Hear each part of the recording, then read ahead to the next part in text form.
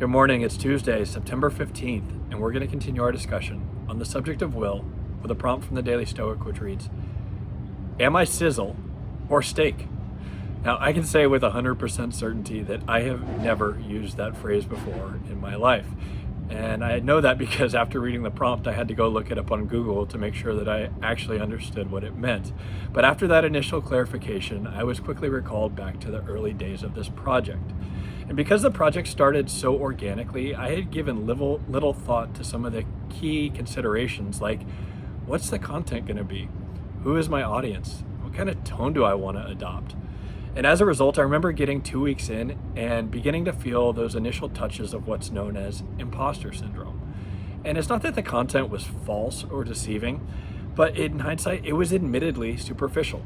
It was guarded, and understandably so. I had never attempted to put myself out there like this before.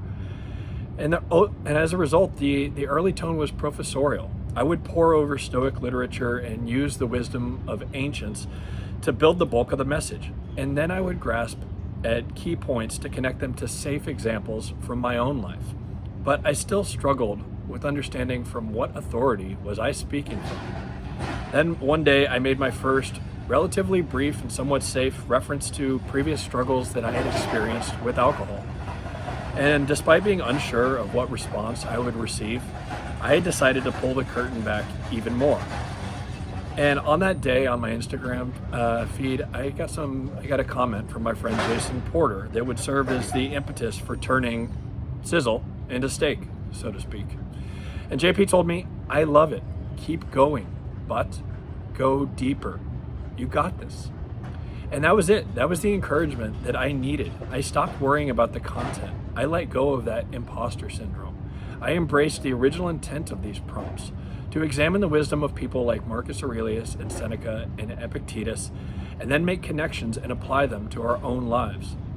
Some days I would have a great example where I absolutely nailed it, and others would be colossal moments of failure where I had totally missed the mark.